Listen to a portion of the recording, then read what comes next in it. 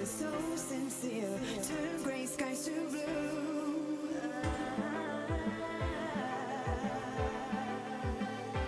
You won't ever change your ways, doing what you do.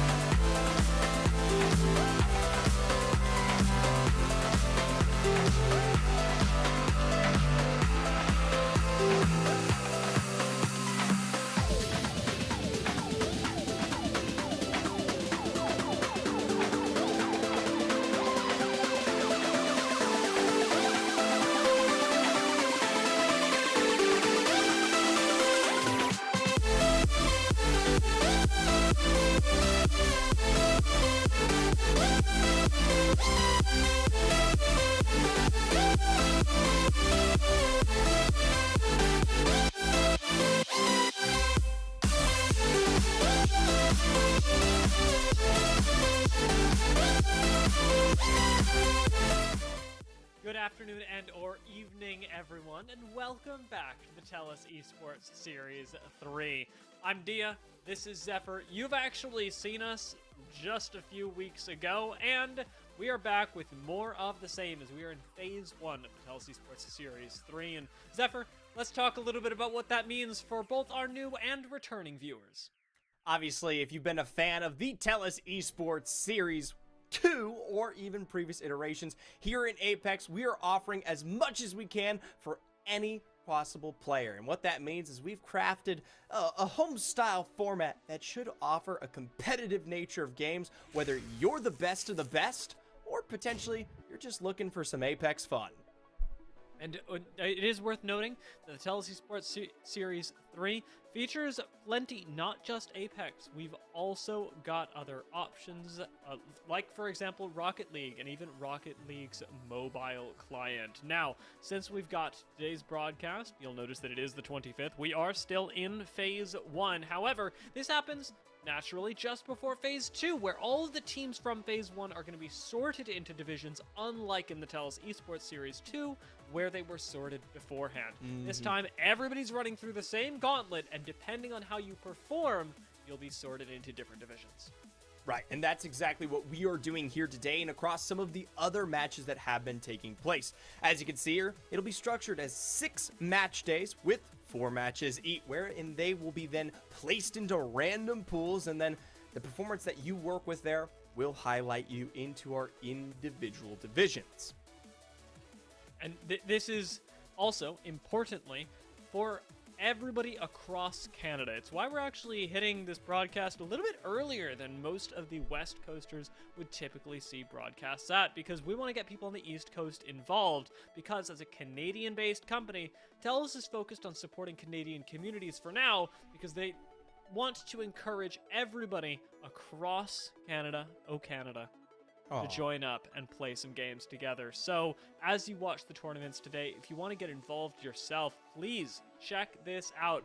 Like it says on the screen, $50,000 worth of prizing are up through the TELUS Esports Series 3 across multiple titles, and you have the chance to get involved with the esports community here in Canada by joining our Discord and learning more about how you can both compete and perhaps just meet some friends to casually play together. I know we got plenty of titles that you can play, like, as we said, Rocket League and Apex Legends, but Zephyr, maybe you want to group up for a game of something else. Who knows?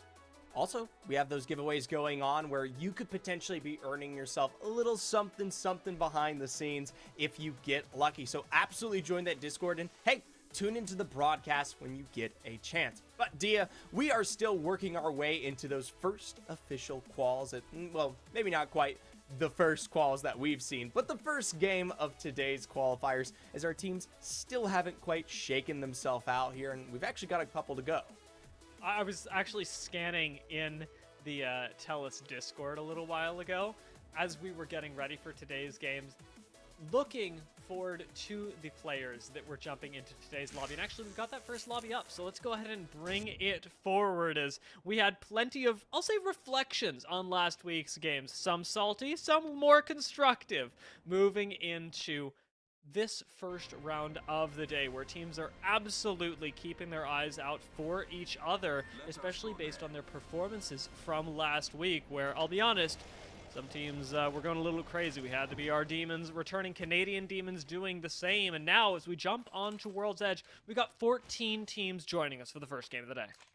Obviously, as we make our way through, we'll do our best to maybe describe who have been here before and maybe who are some of those new faces that will be performing. But, of course, right off the bat, as is with any open qualifier, we look towards where some of the action may start. And you will notice Harvester, Monument, Fragment, Landslide, Geyser, even Countdown are central positions, empty as you could see. But Skyhook, apparently the place that everyone wants to compete. And you do got to look out because I see eye proficiency on our screens. This was a player that looked really good in TELUS Esports Series 2, made some waves, and looks to be back with a bit of a different squad this time around. Has grabbed lane once again, however, so lots of skirmishing potential here and the inherent synergy from having played together in previous iterations of the TELUS Esports Series. For right now, they're going to be, looks like, dipping on out of there, though Lane has found a small engagement that they could participate in. I will say, Skyhook, pretty darn crowded, though, and I'd be wanting to evacuate. I was going to say, bad loot, too. Proficiency and Mike here not really set up to take an engagement, so they're going to hightail it out of there and potentially see if Landslide or the entire open countdown that exists might hold a little bit better. Still, though, Deal, like you said, it's crowded towards Skyhook, so we might potentially see some action. But granted, that is a POI that usually gets split between two teams. It is, and even then, like, Skyhook East is not awesome loot. Even when we're normally splitting the POI, Skyhook West are like the Giga Chads, and Sky East are like, yeah, we're here also. So splitting it between three teams, not that great. However, Monument gonna be pretty good, and as it appears, I'm adjusting my glasses. See whether we see some open doors, because I'm not getting the idea that anyone's actually been here. This might be unlooted. I was about to say, I'm 100% sure there's no one been here. And, you know, no one was out as close as could be towards Fragment or even Harvester just below here. I think the nearest being that of Overlook, maybe. And we both know, even with 3 minutes on your belt to loot up here, there's still plenty of time to craft and really set yourself into a good position, which is hopefully something that Proficiency, Mike, and Lane begin to do. Now, I like that they got their rotation on early, as plenty of teams will benefit from being able to make moves, especially those that take you more towards the center of the map, because as we touched on, as we drop into World's Edge, there are only 14 teams here, and we didn't touch on the point system too much before we got into Games Effort, so I think it's fair enough that we do it now. This is a Battle Royale. For those of you who are joining us for the first time in a title like this, you're going to be getting 12 points for a victory, descending all the way down to 1 point for just placing 15th or above. So, congratulations. Hey! Everybody's got 1 point. Woo! However, you can also get additional points. In fact, 1 point per kill that you get. And that's where early rotations are really going to start to matter, where you can set yourself up in good spots to cut off other teams. And it's also something that we bring up, especially in some of these open qualifiers, where there can be a difference in skill level. For some of these teams, just placing in the upper end of the lobby, it ain't good enough. If you want to play for the top division here against the best of the best, you should be racking up squad after squad. That's why we're seeing quite a few teams run Seer as well. Very versatile legend still, even though I will say the role of Seer has pivoted from controlling team fights to exploding them all in one moment, especially with the change to his tactical, which now allows to silence and slow your opponents. You've got a lot of options when it comes to coordinating pushes alongside your team and very quickly turning the course of 3v3s. Our first look at the ring does tell us that we are going a little bit central on the map, but we don't have that next ring scan for us just yet. Not a whole lot of teams have collected the additional data, and that's where we really get the personality of a ring. Woo! Well, I'll talk about lots of personality here, and it's an explosive one. Potentially not going to be one that we'll see really develop much further. Spider here and some of those ordinances make incredibly short work of our action at the dome, and that's it. It's Revive Central, and being that it's dome, no one's close enough nearby to take advantage. 13 squads, that's it. It happens so ridiculously quickly, and everybody around World's Edge will have tracked that, including this squad here, who are running the Gibraltar, Loba, and Watson, moving down to the south outside of Ring. To say that this team comp is a conservative one would be, I think, an underselling of exactly how defensive it is. Meanwhile, on the other side here, Magical Muffin, not Toady Woady, having some struggles. It is a blast back with the smoke to potentially see if they can maybe go for this revive, and I think they'll be able to do just that. Mind you, they've got those digis on hand, so some early information and potentially some good beams. Though, wall into the face of a Seer scan. Maybe not the greatest, but hey, Magical Muffin's delivering. Oh my god, with the GG as well. I think he's already got the first knock, but the second one gonna come through on Viper. One member left of the aggressing squad, and Caustic Gas is really helping him out because some quick shield swaps for the team. And it looks like this heavily smoke composition is working out really well with both a Bangalore and a Caustic. You got a little bit of Seer action, and it looks like you're doing just fine. No. Up they'll go here, maybe on their way back out towards that overlook area, and now handily at an advantage. We didn't get to discuss the Caustic much because of that knock, but those gas traps are going to make any kind of push that could come through basically impossible. So really it's up to Muffin and crew on how they want to handle this. They can maybe go back down, look for a pick, wait for the zip line, but definitely with that round one close, they're not out of it yet. You can pull back here. You can exit through the other choke and work your way around. You don't want to mess with a third-party situation. It's one of the reasons that this Caustic is so powerful and that we've seen it picked up more across many levels of competition, whether you be in a Challenger Circuit-esque position. We saw some of the women's series earlier this week at Risen Rose, and now as we're jumping in here at TELUS, we're getting a bit of Caustic action as well. It just provides your team a lot of offensive but mostly defensive capabilities when you're wanting to set up for a moment. It's funny seeing Caustic resurface because this was a legend that was basically pushed out of the meta by the emergence of Catalyst. Right, and obviously it still holds power even though Catalyst has had this strong suit in being both just as equally offensive and defensive. And to be honest, with an arm shield like that, it might bring up some other old memories in hand here, potentially a Gibby across from Cloudy and crew. But with this kind of forward assault, I don't think we'll be seeing much longer of an existence. Rex down on this Watson. While there is the Seer exhibit, Cloudy gets out. I can't believe that Cloudy's alive, and it's such a good thing for this team as well. Being able to jump down and play as a three-person squad. They're going to take down our Gibby. We know there's a Loba and Watson around here somewhere, but at this point in the game, Zephyr, you can also head for the hills. Once you've got a support legend on your squad, and they've got two, you have the ability to craft up banners. Right, and obviously that is a recent change for some of those who may not know it. Support legends don't have to be the ones to escape here. It is allowed the flexibility of that entire roster to potentially look and craft. So potentially, maybe kind of keep that on your mind here, especially as we have started to see some other picks slink back in. Maybe not that Gibby, but the Loba for our zone-heavy teams, and heck, even the Newcastle, as I have been proven over the weekend.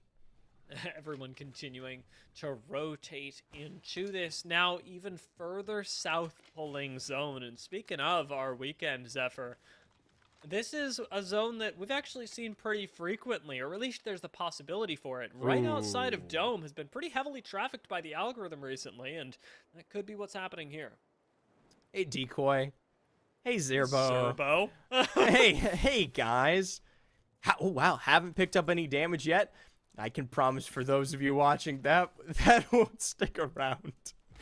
As this team starts to eclipse, especially that southern lava siphon region and really getting into play, this is the one to fear, Dia. And obviously, you know, a little bit more history than I do. Only slightly, but you've been around for plenty of Challenger circuits, and this was one of the places where we saw Decoy and Zerbo sticking out to us. The last TELUS Esports Series, of course, featured these two players prominently, and Zoro Nev alongside them is going to make it a heavy fragging squad. But I always talk about this every time they're on screen, so I got to bring it up now. Zerbo is pretty darn famous in the Apex scene, and I mean the global Apex scene, for both a high level of play combined with not actually coming. Zerbo doesn't talk in game. Zerbo pings. Zerbo makes great use of the ping system. Zerbo don't speak. Zerbo don't speak, and we'll see if it's something that caters to their success. For Magical Muffin and crew, as much as I loved their guys' performance, they're going to lose out on the apparent namesake, as I've started to call them here. It's up to Hello H2O and Toady Wody to finish the job and leave that one in the dust. And it's not something we talk about with balloons often, but it's definitely a punishing factor of taking those, especially in the face of stacks, which can house way more teams nowadays.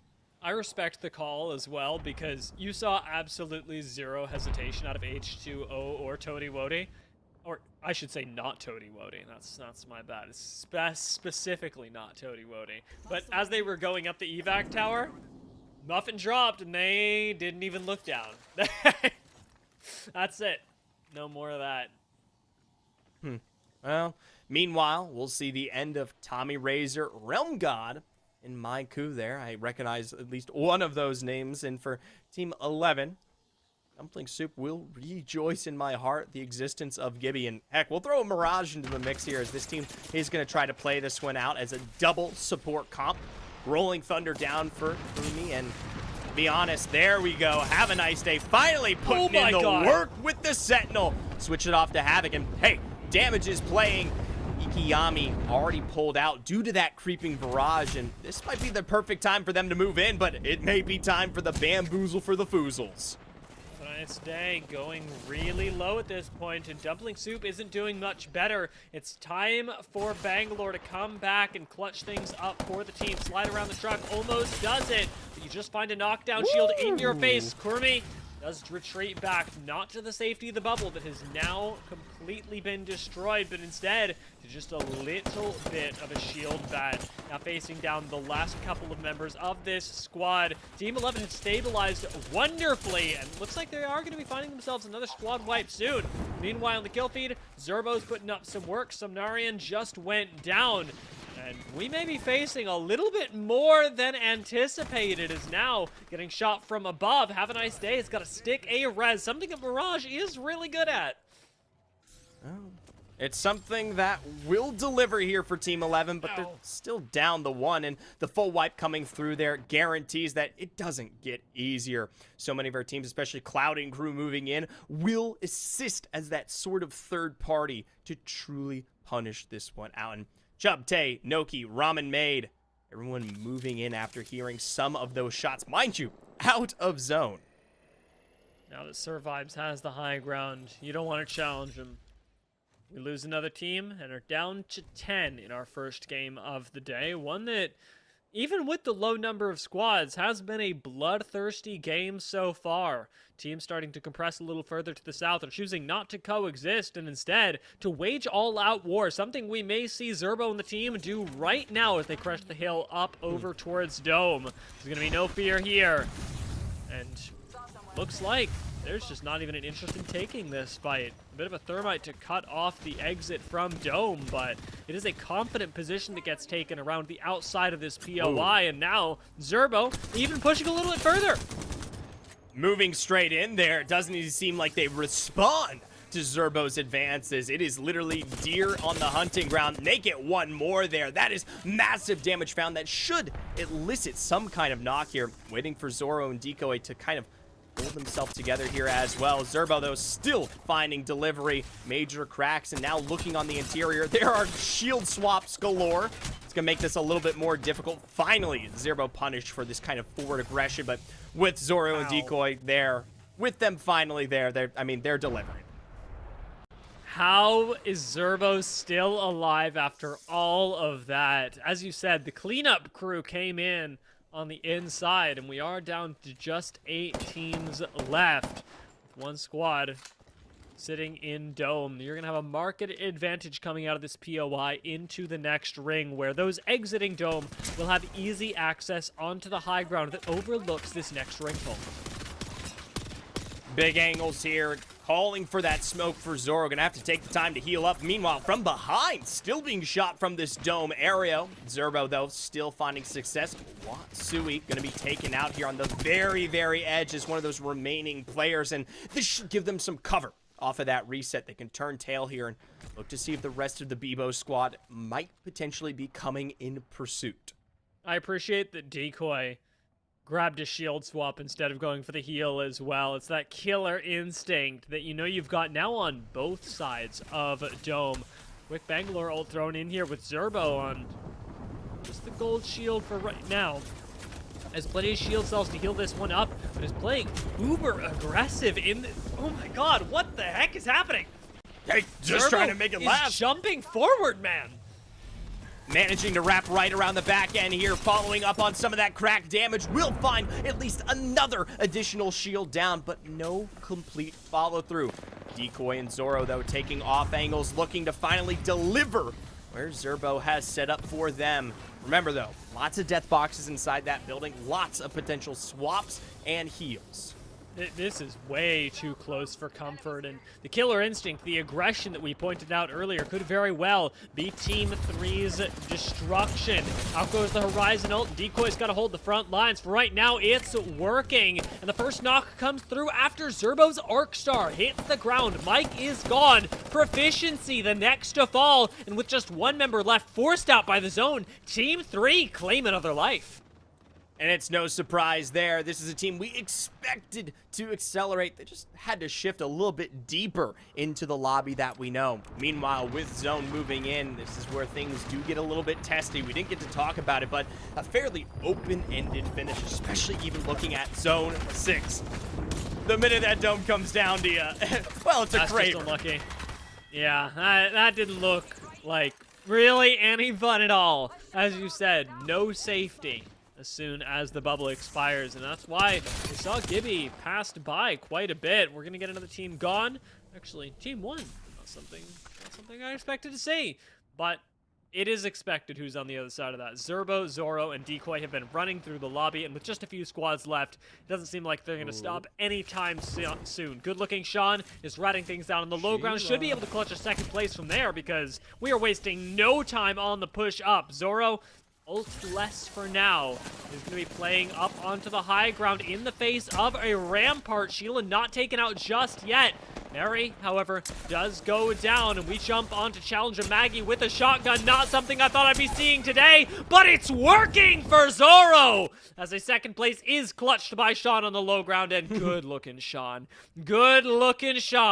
has got nowhere to go. Good looking Sean, more like good luck Sean here. See if he can survive for just a moment longer, but we know how it goes. 3v1 situations, and it's situations like these where I'd hope they just punch it out. But for Zerbo, Zoro, and Decoy, they want to start off the day with a bang. A really good way for them to begin their second day of play in the TELUS Esports Series 3. We still are in the open qualifiers, but this is a team that after last week and even coming into the first day, was expected to be placed in our most advanced division, and they're demonstrating exactly why, Zephyr.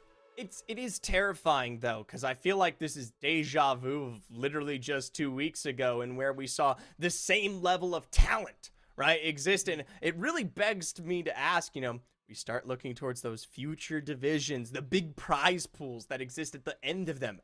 How is that going to shake up? Right? How are teams going to match against this kind of beast? I know they're full lobbies. I know it's a little bit different competitively, but the skill set, the passion, the delivery, the consistency.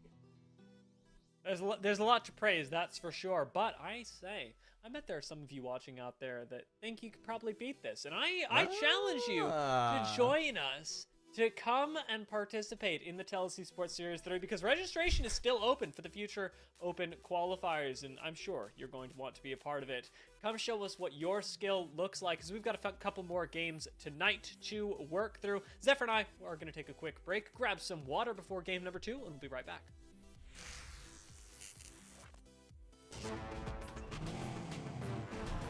Is that a phone? That thing's a gaming machine! Is that Faker? Everyone, fasten your seatbelts! And here we go! It's dead off drop. They are bunkered in Stormcatcher, playing things safe. To see the ballistic work here, but with Shanahan already down, a massive wrecking ball. Please! Oh, Jesus. That was one of the most brutal things I've ever seen in Apex Legends. Just for damage, but instead to close the gap. Horizon ult's going to break the initial reinforced door, and it looks like it's not going to be put back up again. Instead, dead off drop have dropped yet another ting. Yarki on the seer even, just popping inside. Mello gonna take down one for right now, and confidence with the R9 brings him to an almost solo wipe of the Canadian Demons. And the Brick lads sit right in between both of these teams. Horizon Ultimate going to expose Duck Tenna for a little while, but Mello makes sure to cover with the R99 from a distance. Luminosity go down, and the Brick lads are your champions.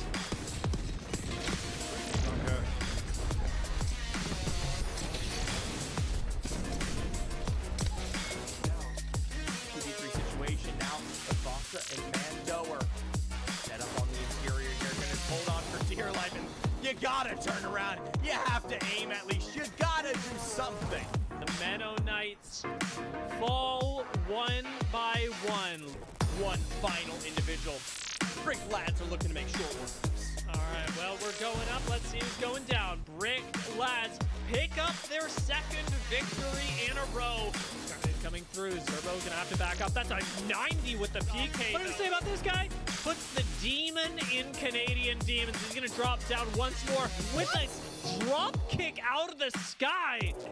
Luminosity have just fallen apart in the face of the Bricked lads, but these are the two players that made it happen, and now they've got a very small corner, but still one that could work them into the end game. Mello's not going to be a part of this, but you drop into zone, and Doc swoops in like a hawk, picking up Niche, and they can get a 2 versus 2. The flank around the side, and Brick lads take their third game in a row.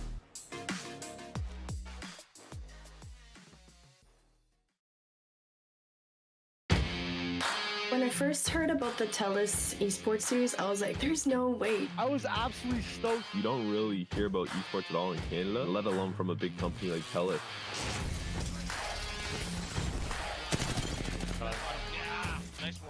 Canada does have a scene, and we do have people who are thriving towards getting us into that bigger picture. 2 versus 1, and it should be their game. The Bronze Bonobos from second, now finally find first. Simply put, the TELUS Esports Series is esports for everyone. It's our take on what we think the esports industry should look like and where we think it should go. It's way more fun to compete for something when there's something on the line. And the TELUS Esports Series gives players of all skill levels opportunities to experience that. We really want to make the gaming experience more fun for everyone, and we want to help the gaming industry evolve and grow the way that it should. And I think the time is right for it.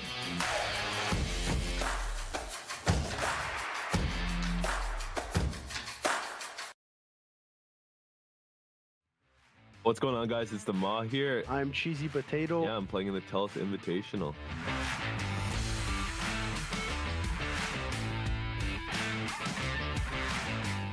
I've always really been a gamer, playing Halo, and then I eventually transitioned into Call of Duty, into Fortnite as Battle Royales became a little more popular, and then I eventually stepped into Apex Legends. The thought of becoming a content creator was just a mere dream that I had. My brother, Dr. Moss, pushed me out of my comfort zone to essentially start streaming, and that's when the grind for competitive Apex and chasing high Apex Predator ranks began. Started Apex at day 0, first day the game came out.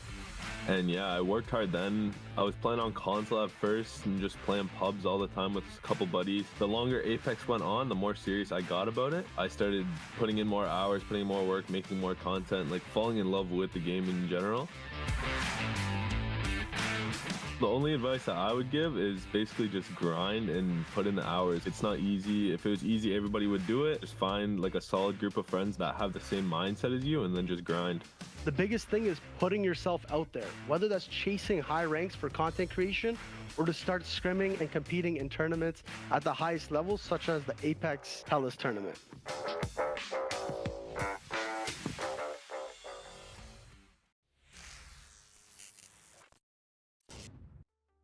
We're back, folks. The TELUS Esports Series 3 featuring Apex Legends continues now with another round of our open qualifiers. As we said, Zephyr, this is the second round that we've got on stream, and we're popping into the second game. So, choo-choo, make a wish. Hey, nothing to wish for here, only hopefully the better performances of those who maybe didn't quite come out on top of our game one. And hey, this time around, something that I'm very excited to see is we've got some names. We got some team names. So won't be calling them Muffin, won't be looking at Hakanor. Instead, we'll get to, I guess, judge those that exist at this point. I mean, I liked Team 1. That was I liked my favorite. Team 1 was good. I'm more of a Team 12 guy. Okay, yeah, 12 is a good number. Have you ever considered base 12, Zephyr? Do you think about that? Like, do you think about base? No. That hurt. That hurt. I got up to 24 and then I was lost, Dia. I honestly, okay, I know that like base numbers are annoying. Explaining them to a 9-year-old, even more annoying. That was what I did on my most recent trip to see my family, and it didn't really work, but we tried. Well, hey, I'm sure some of these teams can count maybe a little bit better than the 9-year-olds you frequent, Dia, but at the end of the day, there's still there's That's not what people say. there's still plenty Get of me time out! for points to be put on the board. All right. Well, thankfully, we've got the second game up to save me from whatever that was. And we are jumping in with everybody who has names now. But the Timbits changing things up. They're landing at Monument and Fragment. So this time, that's going to go looted pretty darn early on. We've got a fight going on over at the Mirage Etoile. And the Canadian Demons, absolutely living up to expectations here, are landing over at Big Mod. But let's get a piece of this, because the Big Slice certainly do. We got Rampart on the table. Well, Marie gets aggressive, and Team Sir are on the verge of actually just fully eliminated. Saying goodbye all too soon here is always the worst place to be for any team, especially off of a lobby that was fairly open, Dia, right? We saw that last time around. There was space to work with for a lot of our teams to quite literally have a POI to themselves, and that being said, a good POI to themselves. Yeah, most people could even have two. You know, whatever you want. 1.5 POIs, everybody gets a crafter, but no. We wanted the big party machine. And I'll be honest, Zephyr, I understand. Party machine does make the brain go burr. And is very loud. Handsome IRL are going to be walking up to this, seeing if maybe they can get a piece of the action. Little do they know the action has passed them by, but they could very well become said action if they get too close. The white shields, or the napkins, as I've heard them called, are not going to stand up to too much harassment out of the Mirage Etoile. Now, here's the scary thing. Obviously, shots have been shared here as Crossmonauts have Awesome made name. their way forward, and they're starting to be a little bit more aggro. But does that distract enough to maybe cater towards a fight we could potentially see? To be honest, Dia, as early as this game currently exists within, I don't think anybody will be on big trades unless maybe Savage Oh my Man God. goes down. All right, well, now we've got to cross over to the Mirage Etoile quick as you like, and Handsome IRL are on it with Tay already having the blue shield up. Things are looking a little bit better for Handsome IRL, who do manage to stop the revive just in time. Rampart wall still going to be put down, so a little bit of defense here, but we're getting aggressive and finishing off the kill before anything else, securing that this will be a 2 versus 3 should the squad on the receiving end choose to continue it. Now, I guarantee Savage Man's crew has dropped out afar, especially knowing that there is that other squad in near distance. Magical Muffin and friends here, I'm happy to see, or at least learn what their names are, as Canadian Demons is one that we all absolutely know are winners from last game, and now potentially looking to see what they can finish off in stacks. And Serpo does not stop. On to high here in the face of 2. Make it 1 beam. There goes Muffin. And now potentially look below. Where's the rest? It's just a matter of hunting him down at this point, and it's funny that Canadian Demons are using this playstyle with this kind of composition. Zoro does go down, but Decoy will be able to assist. Finishing off this squad. Hipfire G7, though, not doing him a whole lot of favors. Never mind, I'm going to eat my words, just like Toady Woady ate those bullets. As unfortunately for them, aim assist abuse are gone. I'm not quite as happy to learn that that's their team name, but at the end of the day, it is what it is, right? Maybe It is. potentially 3 controller players eliminated. That's all I'll say there. We do have a lot of controller players in the TELUS Esports Series 3. I mean, just looking at the people who have signed up today and the ways that they're playing, we've got even, I think, some console warriors in the lobby. That's always the most impressive thing. You are, I mean, quite literally, almost a handicapped player. Lower frame rate, the specs, and making that Apex chugga can be something that prevents maybe the best of successes. But hey, I am always all for it, The Timbits, certainly representing with a Canadian name, should be able to give us a good look at what a clean Canadian team fight looks like. Right now, they've started one up onto the height, and with a couple offensive even cooldowns now expended, they find themselves out of utility, but still pushing on forward, even through the creeping barrage. Viper will be the first victim of our Timbits squad. They now get to push a little bit further forward, and it looks like the creeping barrage did them a whole lot of favors, taking down most of Sky's health, and now opening up the door for proficiency. Look for the next kill. Well, they'll burst right on through the other side and send Chevrolet and Rag all the way home here. And that is a name. It almost kind of rings a bell like Chevy, right? Just a little bit. And I'll be honest, I bet it actually means something. So I'm going to take 2 seconds. Yeah, it looks like, what are the things that people do where they reorganize letters in a word to make an anagram? Oh. Doesn't it? It kind of vibes like that. I don't know if that's what it is. I'll be honest, that scares me. That's true. Never.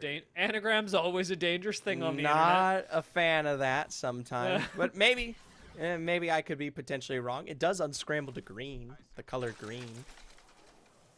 Unscrambles to the color green. Well, that can't be bad. Green is a color. ENREG, green. Yeah.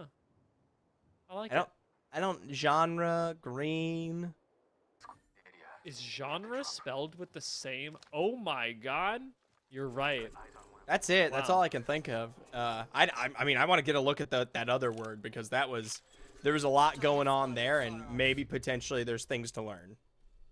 Well, there's certainly something to learn from Flashbackers because they are rocking a composition that we have yet to see today, featuring the Ash. I was going to say, perhaps not for long. Zesty Sausage is trying to come on over and will be able to put up some sort of defense, but it's a little ways away from Yami. So we're going to have a defensive EMP triggered, but unfortunately unable to complete as the drone got destroyed. Things are looking rough for the Flashbackers.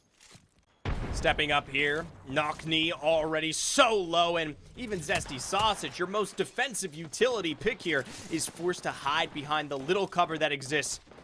Good tactical arc, but at the end of the day, it's, well, actually, 2 for 1. It's left up to Ikiyami here to pull this one off on this Ash and look for some kind of return.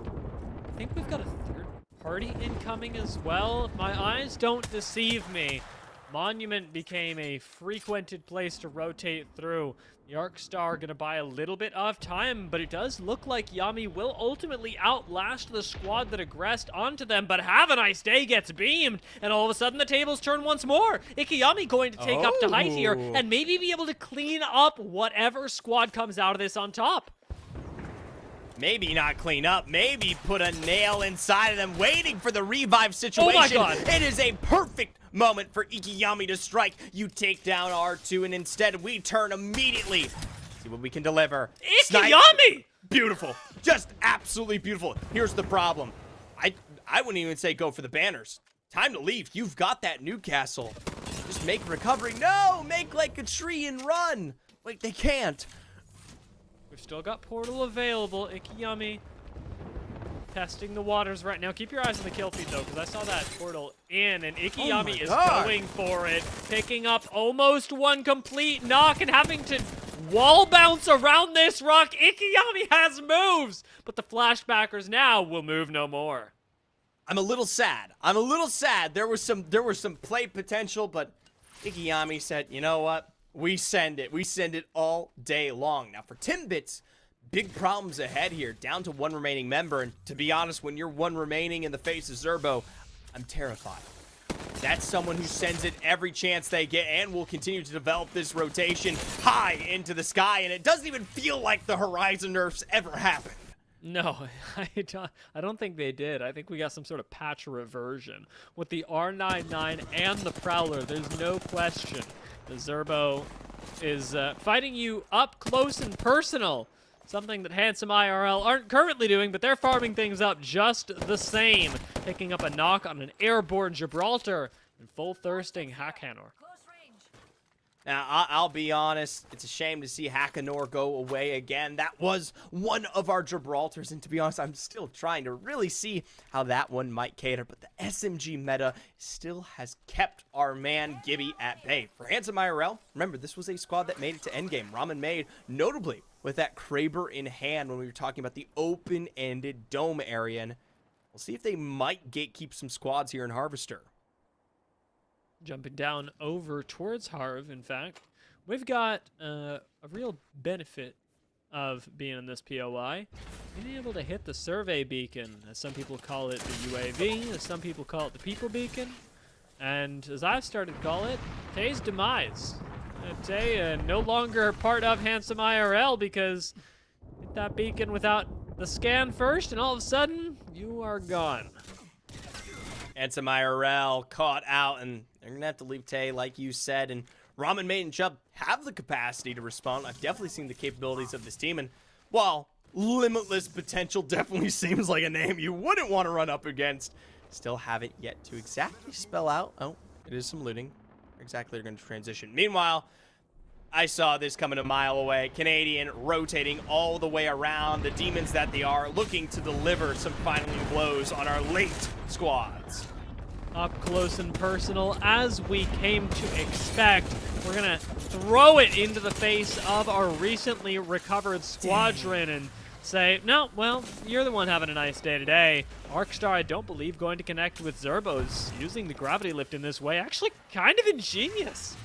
It prevents anyone from really getting good action in there, and Decoy also staying to kind of cover things makes it even easier. But you know what's even better? It's the fact that you've wiped out 2 individuals already, and by the way, Zoro is on the hunt, still chasing this one down, looking for that final remaining remnant, and there's an evac tower in play, and no one to follow through yet. This is a little scary because this just gives Zoro the opportunity to chase you faster.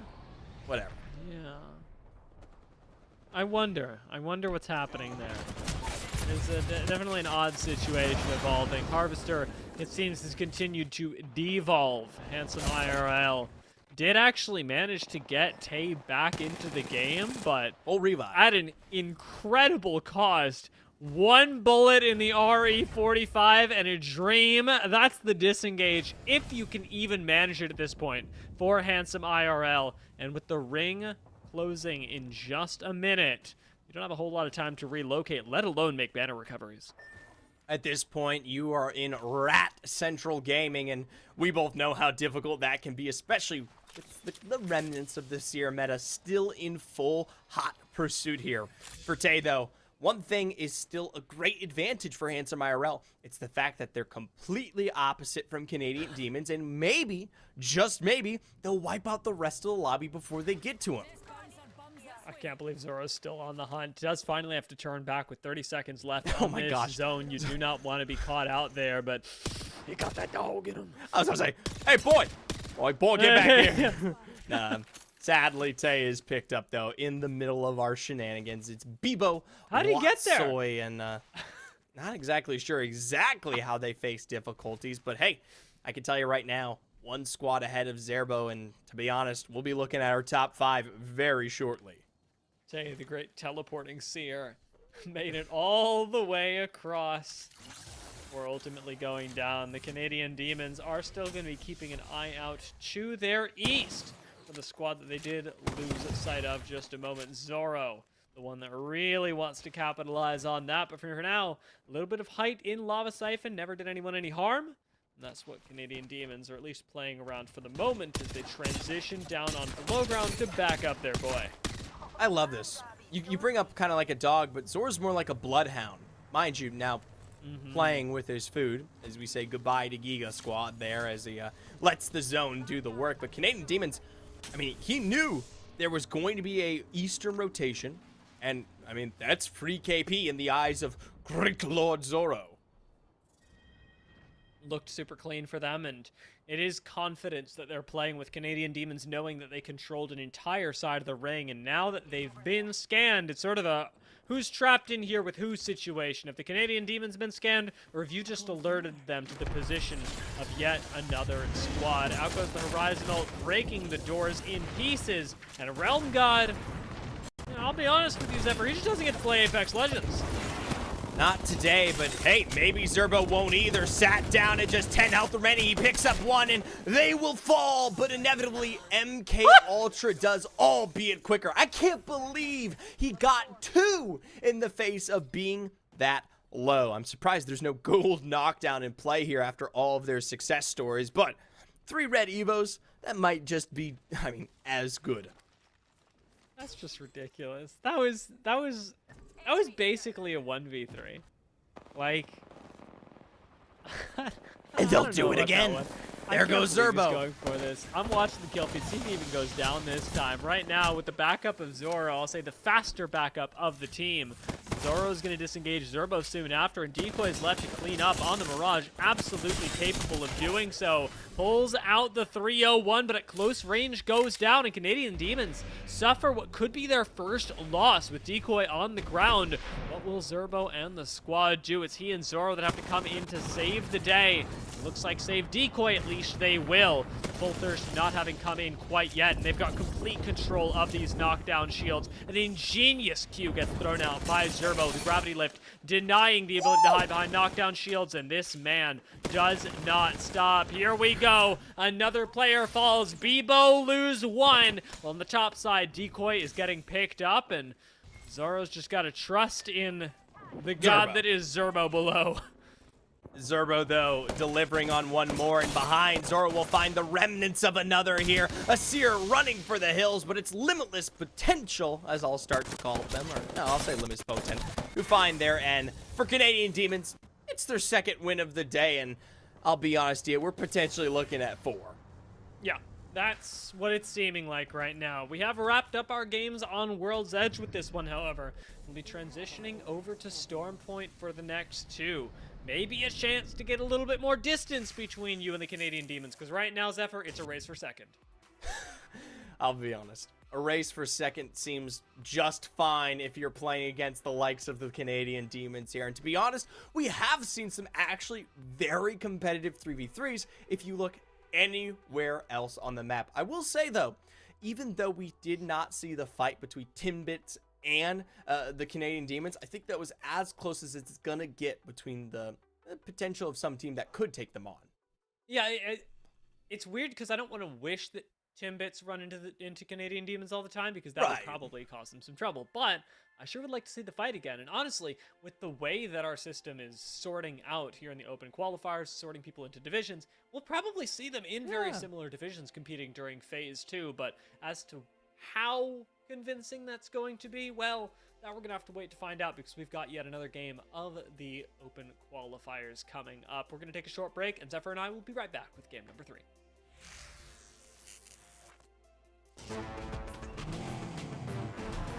Is that a phone? That thing's a gaming machine. Is that Faker? Everyone, fasten your seatbelts. And here we go. This dead off drop. They are bunkered in Stormcatcher, playing things safe. To see the ballistic work here, but with Shanahan already down, a massive wrecking ball. Please.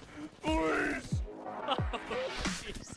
That was one of the most brutal things I've ever seen in Apex Legends. Just for damage, but instead to close the gap. Horizon ult's going to break the initial reinforced door, and it looks like it's not going to be put back up again. Instead, dead off drop have dropped yet another Ting. Yarki on the Seer even, just popping inside. Bello gonna take down one for right now, and confidence with the R9 brings him to an almost solo wipe of the Canadian Demons. And the Brick lads sit right in between both of these teams. Horizon Ultimate going to expose Duck Tenna for a little while, but Mello makes sure to cover with the R99 from a distance. Luminosity go down, and the Brick lads are your champions.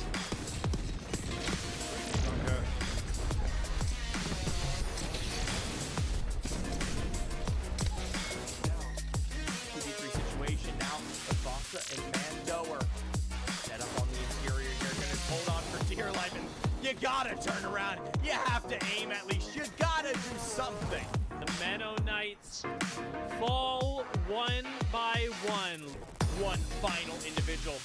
Brick lads are looking to make short work of this. All right, well, we're going up. Let's see who's going down. Brick lads pick up their second victory in a row. Scarface coming through. Zerbo gonna have to back up. That's a 90 with the PK. What do you say about this guy? Puts the demon in Canadian Demons. He's gonna drop down once more with a drop kick out of the sky. Luminosity have just fallen apart in the face of the Bricked lads, but these are the two players that made it happen, and now they've got a very small corner, but still one that could work them into the end game. Mello's not going to be a part of this, but you drop into zone, and Doc swoops in like a hawk, picking up Niche, and they can get a 2 versus 2. The flank around the side, and Brick lads take their third game in a row.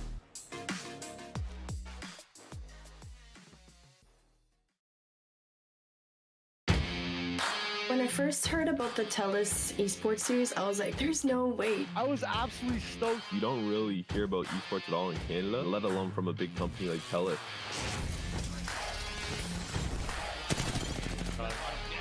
Nice work. Canada does have a scene, and we do have people who are thriving towards getting us into that bigger picture. 2 versus 1, and it should be their game. The Bronze Bonobos from second, now finally find first. Simply put, the TELUS Esports Series is esports for everyone. It's our take on what we think the esports industry should look like and where we think it should go. It's way more fun to compete for something when there's something on the line. And the TELUS Esports Series gives players of all skill levels opportunities to experience that. We really want to make the gaming experience more fun for everyone, and we want to help the gaming industry evolve and grow the way that it should. And I think the time is right for it.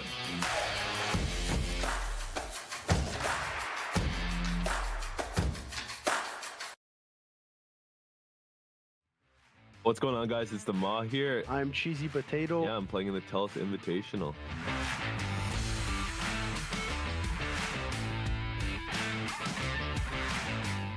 I've always really been a gamer, playing Halo, and then I eventually transitioned into Call of Duty, into Fortnite as Battle Royales became a little more popular, and then I eventually stepped into Apex Legends. The thought of becoming a content creator was just a mere dream that I had. My brother, Dr. Moz, pushed me out of my comfort zone to essentially start streaming, and that's when the grind for competitive Apex and chasing high Apex Predator ranks began. Started Apex at day 0, first day the game came out.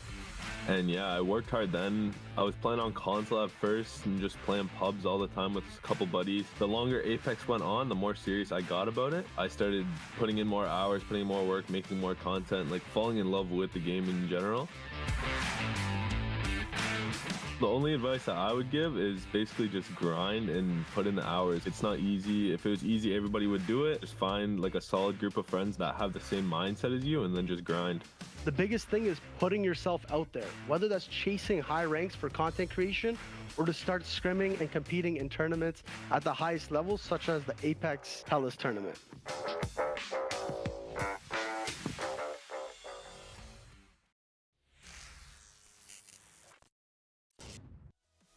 Welcome back to the TELUS Esports Series 3 featuring Apex Legends. I'm still Dia. I've still got Zephyr with me, but something big is changing, Zephyr.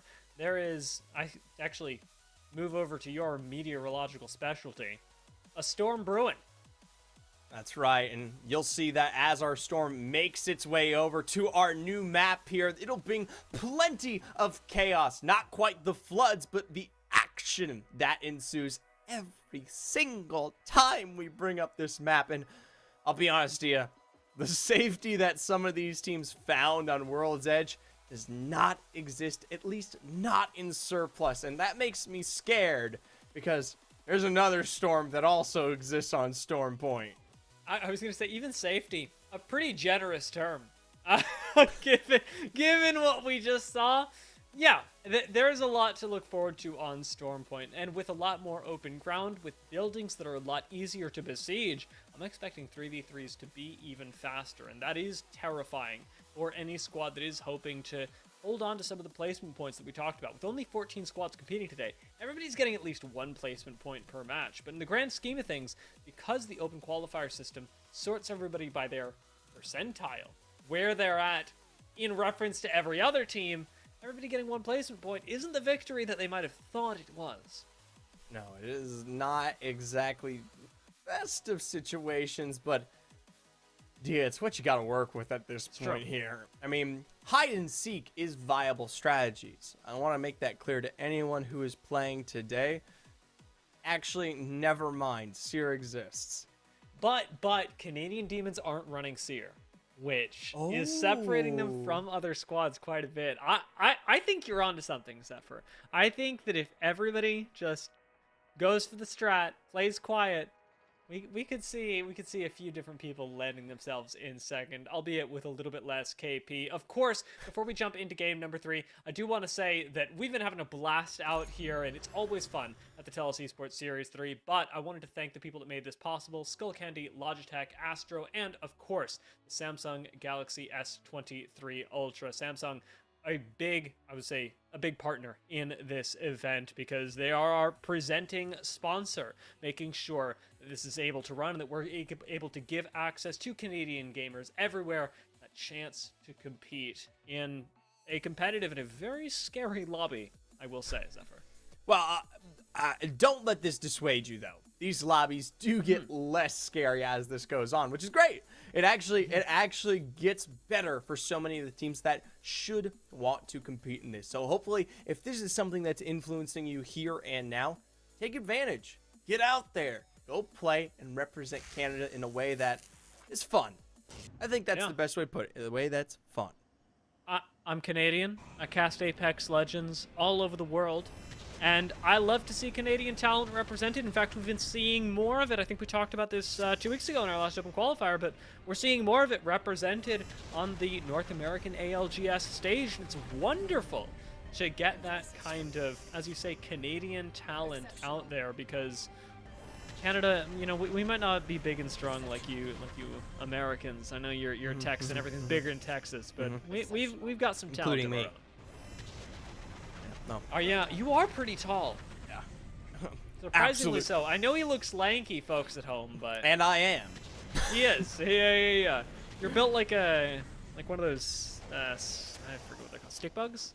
I was about to say I'm built like one of the. If you've ever been to the Dallas State Fair, which you haven't, there's a lovely inflatable tube man, and I feel like I resonate with him. Are you talking about the ones that they have at the car wash? The one that goes, yes, woo? But you've got check out, specifically look up the Dallas State Fair one, and that's definitely my favorite. He's a big long boy. That's my homework for today, is seeing if I can find Zephyr's inflatable cousin. Now the Flashbackers, they've got a bit of a different task in this first game, a significantly different one, I would hope, although they've got some inflatables as well. Having picked up an evac tower moments before, it should make the rotation out of fish farms, and I will say across the rest of Stormpoint, a whole lot easier.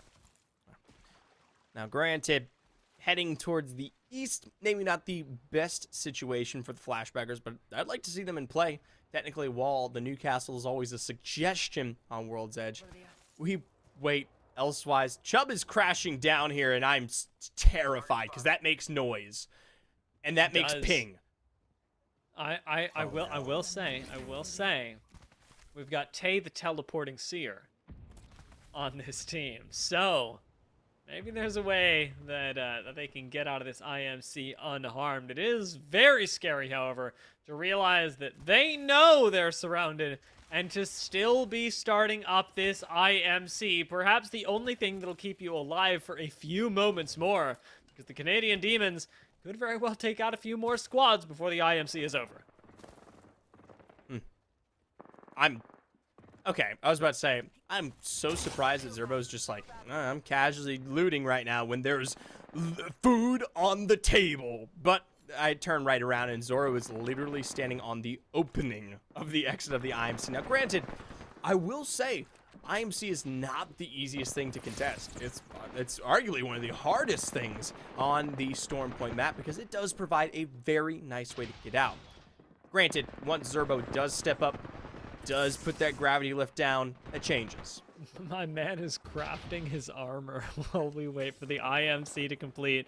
Just playing with the time that you already know you have. The Canadian Demons are going to be prepared to jump on Handsome IRL in just a few seconds. The IMC should be completing within the next couple waves of bots, and that's when you'll have a few moments to loot up before it does eventually just eject you. There it goes. The timer's starting to count down. The Canadian Demons know it. And waiting on the outside, like you said, let's see how this contest works out. All right, so here's how it usually goes. Grav lift down, Arc Stars in, and plenty of pressure, at least for a 10 or so seconds. After that, you lose the second opportunity, and suddenly we've got squads in a bit of a pickle here. Canadian Demons, one lucky thing, or I suppose one unlucky thing for those that reside inside is the fact that no one's here at Mill. Usually you can't get away with this, especially on this specific IMC armory, right? Teams arrive, teams punish. There's plenty of distance to put damage down here. But I guess that just ain't it, especially given our zone is pulling east. Only, as we said before, a few seconds. We're going to get the defensive ult down. Silence has gone out, so there's going to be no gravity lift from Zerbo. But as it turns out, we hit Zoro instead, and now the Arc Stars start to rain in. Chaos is caused just below. We've got a quick getaway cannon. No dropkick going to connect out of Zerbo this time, and I can't believe I'm saying this ever, but the Canadian Demons are unable to punish.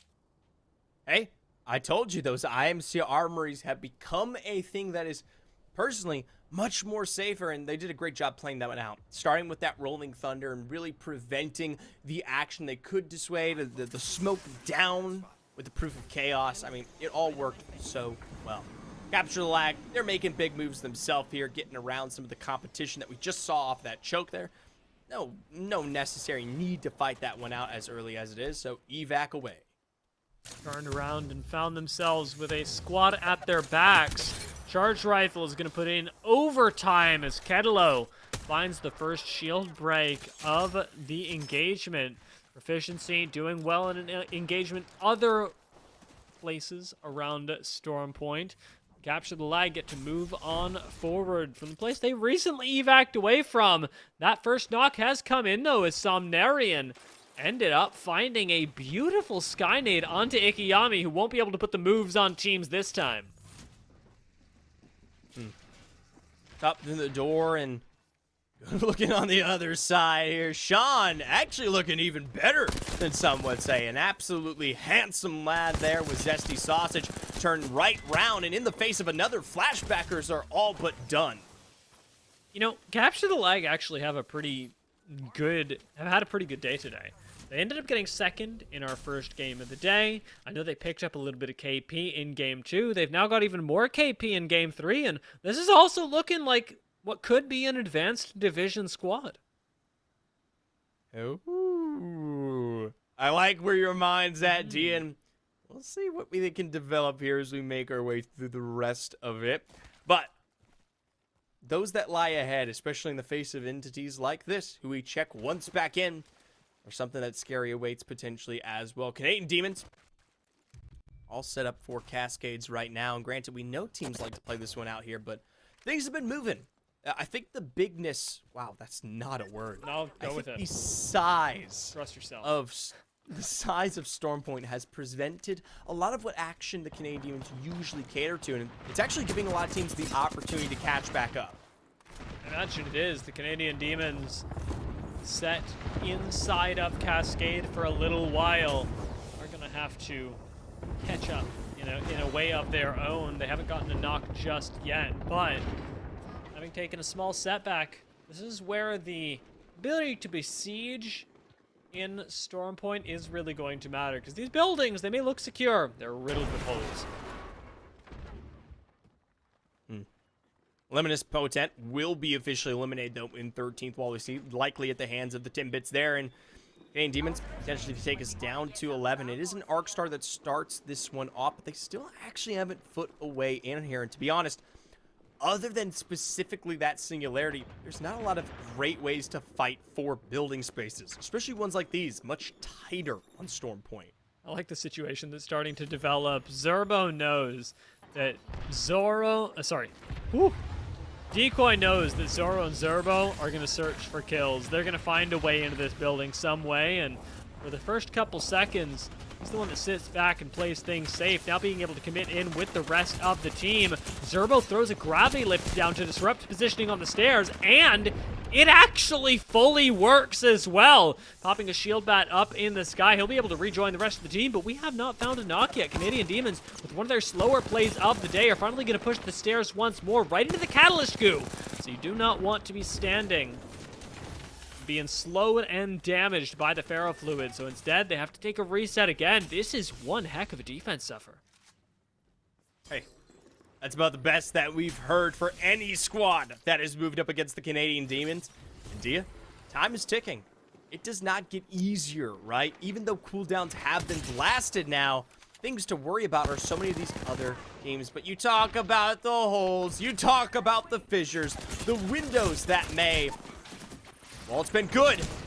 Bro faces knocks for the level of aggression, and Decoy finds one. It's a 1v1 situation, but Zoro is more than happy to deliver the killing blow. There was no reason to leave. Oh my god. It was, that was like way too close for comfort. I think even the Canadian Demons are going to be reconsidering their options after the play went as it did. Beyond Borealis, they've been set upon in the armory. The Watson generator actually really helping the Mountains in this situation, as couldn't be arc starred, couldn't be taken out like that as Canadian Demons tried to moments before. Instead, Beyond Borealis are able to play things nice and safe, get a res on John, and live to top 10.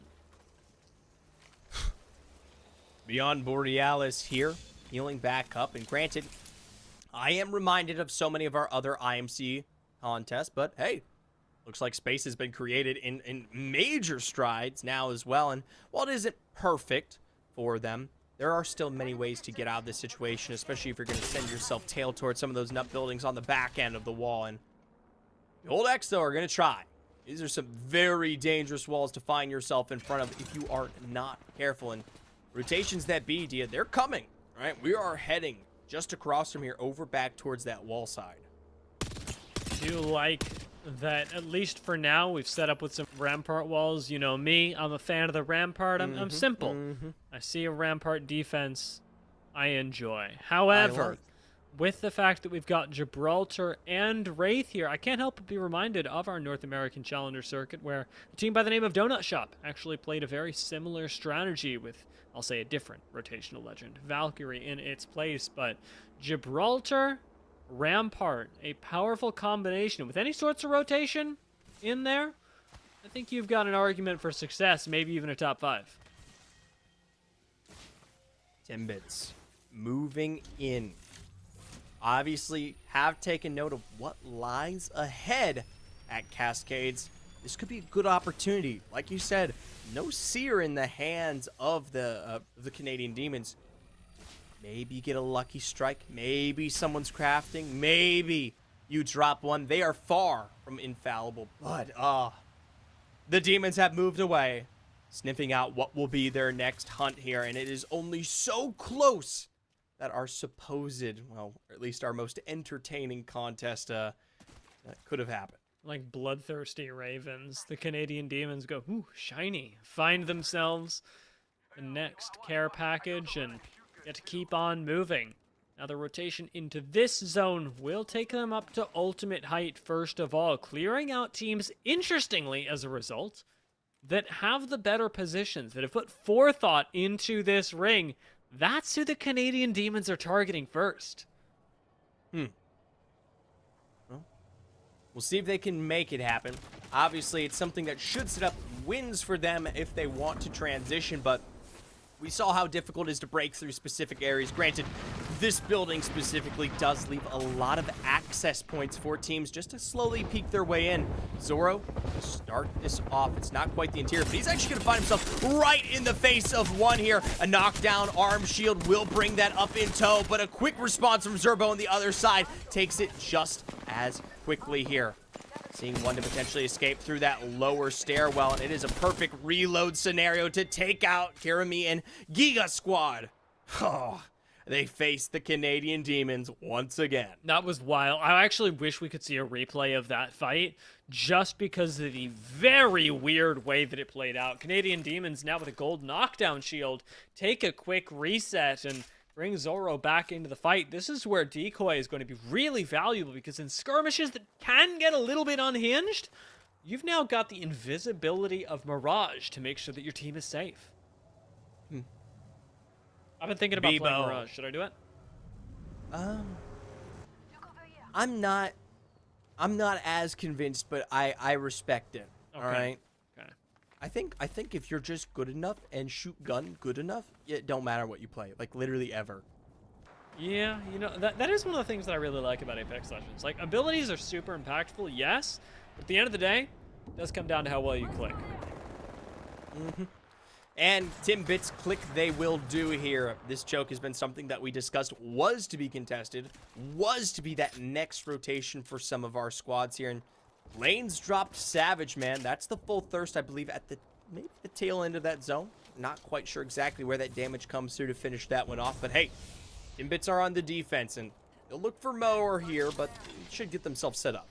I don't necessarily think that they should hit it, but because they've got the Bangalore smoke and a Seer, and they got the People's Beacon right next to them, I see no reason why not. Oh my god, I see a reason why not. We got more important things to do.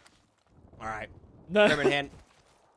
Well, maybe not in hand yet, but definitely going to be the land staked here for Timbits as they make their way quickly across. I do want to point out that Zerbo went down. Someone took Zerbo down. And Revive is very likely to come through following that, but that's terrifying that an individual exists. Aw, this is sad. That's bullying. That is cyberbullying. That's mean. Especially because Beyond Borealis do not survive here. Like, that's it. No, they can get around. It's not perfect, but I feel like if you're quick enough, a little bit of the redeploy, I mean, you can just barely cut the edge. Yeah. Okay, yeah, you good. I'm getting so used to people not having Valk nowadays. I know, right? Yeah. It's not something I thought I would ever say. I'll say this, I'm never used to the Mirage, and we'll join Decoy once again to see it as Somnarian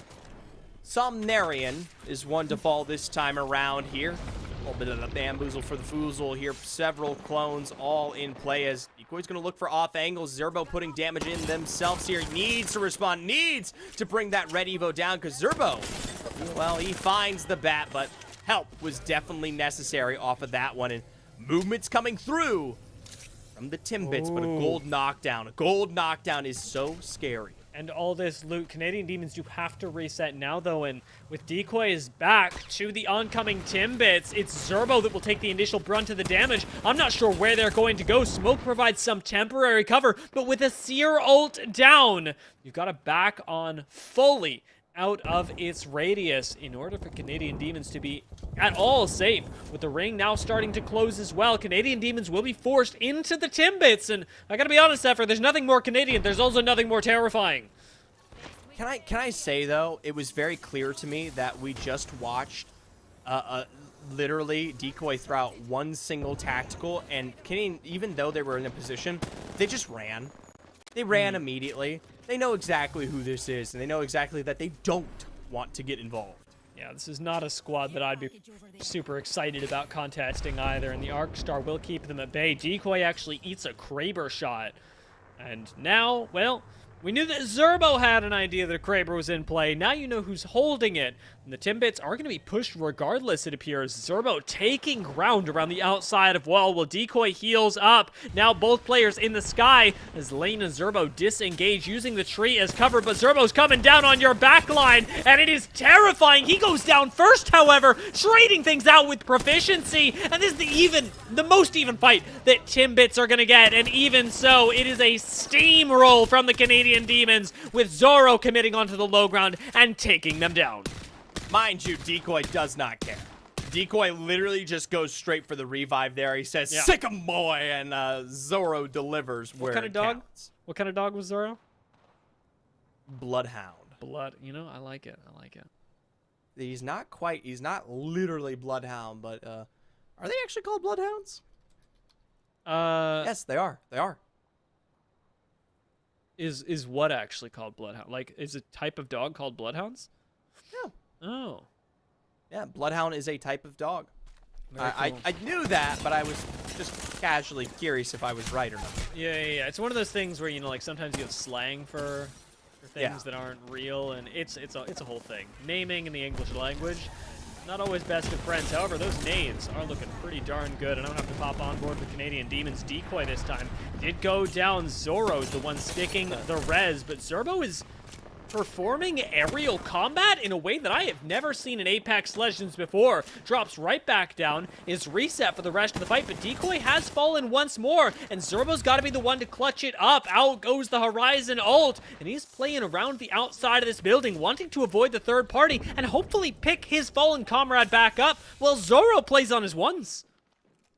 Meanwhile, though, this action right above comes to its head with what I can only assume is going to be the full send from this roster. Gold knockdown is in play, and Zoro himself is low, so they're both not really in the axis point as we do face another knock, and now potentially the end of the Canadian Demons. Zerbo's gonna maybe potentially bide his time, wait this one out here. There's still 4 squads left, and they're nowhere close to a winning position. Of course he takes the shots. Double R99. Absolutely terrifying, and now the double climb to come for Zerbo. You gotta find one way to take out this Canadian Demon, and yet he looks unkillable, dipping back into the zone. Zerbo will find temporary solace here to pop a shield bat and try and dissuade the rest of these squads from actually fighting him. Up he goes to the second floor, and he can drop whenever he wants. This is such a shame. It's gonna be the revive, I believe, there as you hear from the Gibby, but say as we may, Zerbo has found a place to live on. Now, granted, the minute you eclipse that door, I mean, what is there to truly say about your survival? But if there's one person that might be able to pull it off, it's Zerbo. I mean, 3 teams left. All he's got to do is third party, and I don't know who's going to let it happen. Don't say that. Aim Don't assist say that. abuse. Still alive and well. With 10 seconds left, they and the Crossmonauts don't seem too keen on getting into a fight, but let's see how this all plays out. Obviously, great positions held here by aim assist abuse, and they're set up with defensive cover. Zone moving in. That'll force Zerbo out finally. But it will, and unfortunately, right into the hands of the Crossmonauts. He goes down. It will not be another victory for the Canadian Demons, as this is where you've got to make your mark, as the squads have so many been waiting for their time to shine. In comes the push from aim assist abuse with Toasty Woasty on the side. He's almost going to take down, and he will take down Rex, but it's traded out on the opposite end of the engagement. Newcastle Reds is coming in, and Toady goes off, finding the clutch for aim assist abuse and sending them to their first win of the day. Hey, congratulations for aim assist abuse. We were wondering if anyone was gonna pick this up here, and granted, played that one out exceptionally. We never really got to see their exact perspective in how they defended against the likes of Canadian Demons, especially holding down to great positions like we saw in Wall, but it was enough. And it delivered, and it's going to push them through to hopefully some higher divisions here now as we start to talk about the rest of the TELUS Esports Series. Third party's such an incredible tool. At any point in Apex Legends, in any battle royale, your ability to involve yourself where other teams did not think you would be, and aim assist abuse make full use of that. Some great play around the outside as well. Newcastle Res is really coming in clutch, and I gotta say, Zephyr, Game 3, the first game on Stormpoint, did not disappoint, but we've got another one coming up in just a few minutes, so we're gonna pop to a very quick break before we're back with the last game of the night here at the TELUS Esports Series 3.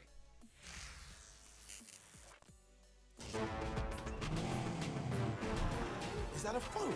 That thing's a gaming machine. Is that Faker? Everyone, fasten your seatbelts. And here we go. This dead off drop. They are bunkered in Stormcatcher, playing things safe. To see the ballistic work here, but with Chanahan already down, a massive wrecking ball. Please. Oh, Jesus. That was one of the most brutal things I've ever seen in Apex Legends. Just for damage, but instead instead to close the gap. Horizon Ult's going to break the initial reinforced door, and it looks like it's not going to be put back up again. Instead, dead off drop have dropped yet another ting. Yarki on the seer even, just popping inside. Bello gonna take down one for right now, and confidence with the R9 brings him to an almost solo wipe of the Canadian Demons. And the Brick lads sit right in between both of these teams. Horizon Ultimate going to expose Duck Tenna for a little while, but Mello makes sure to cover with the R99 from a distance. Luminosity go down, and the Brick lads are your champions.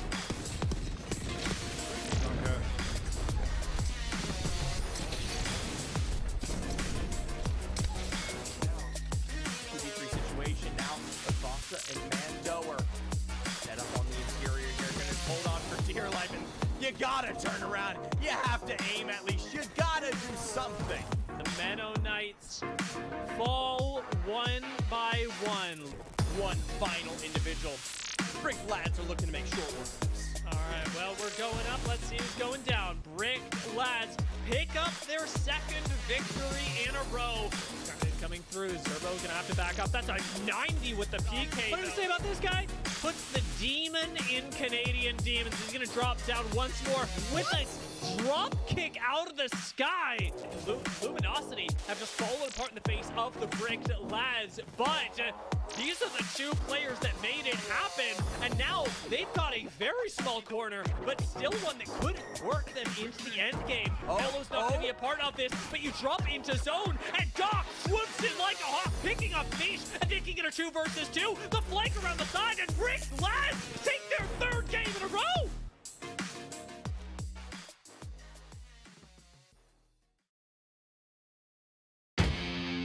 When I first heard about the TELUS Esports Series, I was like, there's no way. I was absolutely stoked. You don't really hear about esports at all in Canada, let alone from a big company like TELUS.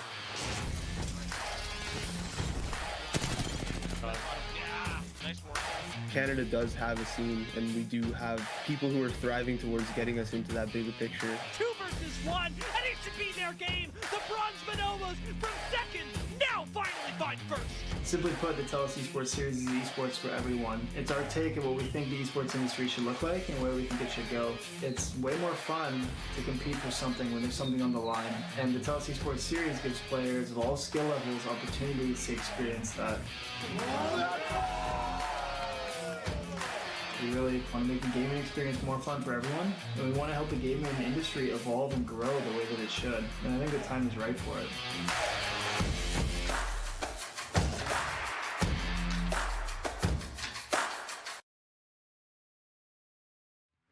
What's going on, guys? It's the Ma here. I'm Cheesy Potato. Yeah, I'm playing in the TELUS Invitational.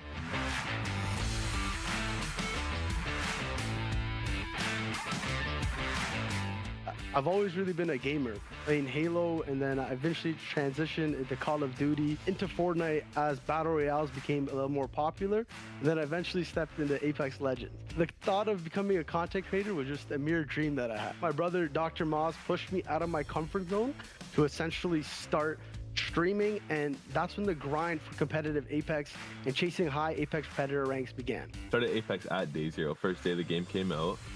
And yeah, I worked hard then. I was playing on console at first and just playing pubs all the time with a couple buddies. The longer Apex went on, the more serious I got about it. I started putting in more hours, putting in more work, making more content, like falling in love with the game in general. The only advice that I would give is basically just grind and put in the hours. It's not easy. If it was easy, everybody would do it. Just find like a solid group of friends that have the same mindset as you and then just grind. The biggest thing is putting yourself out there, whether that's chasing high ranks for content creation or to start scrimming and competing in tournaments at the highest levels, such as the Apex TELUS tournament.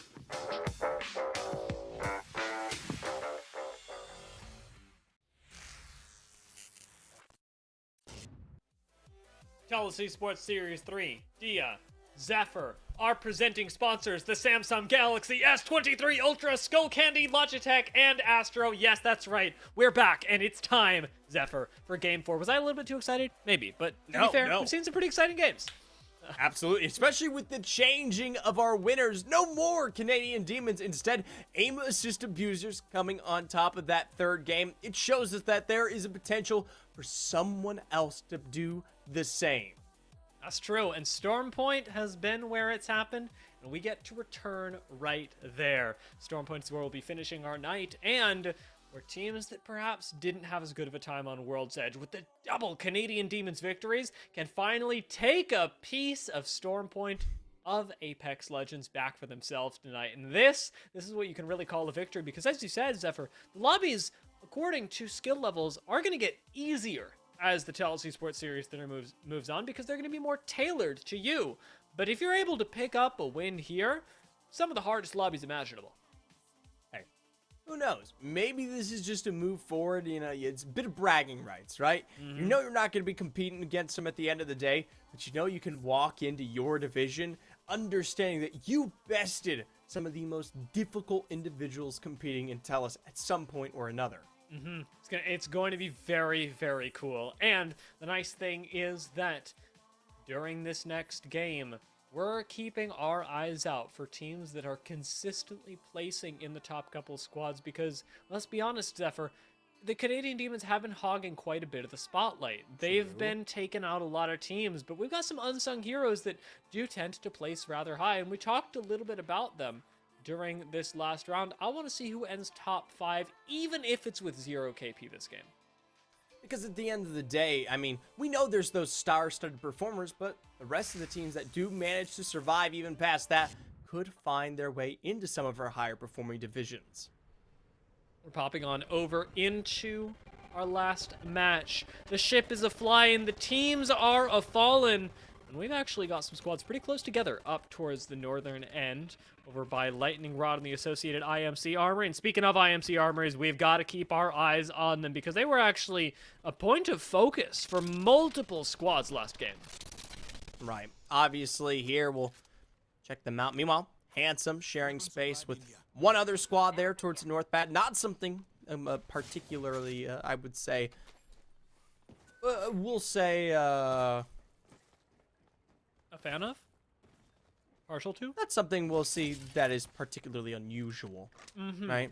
Now, granted, they do separate to checkpoint, and we'll actually tune into our contest in Fish Farms here, and this makes me a little sad. Zesty Sausage far from looking as good, and hey, you take it toe-to-toe with some of the best here, and aim assist abusers, I think they're feeling good after last game now. Oh, yeah. Especially now that they've hot dropped and won the contest.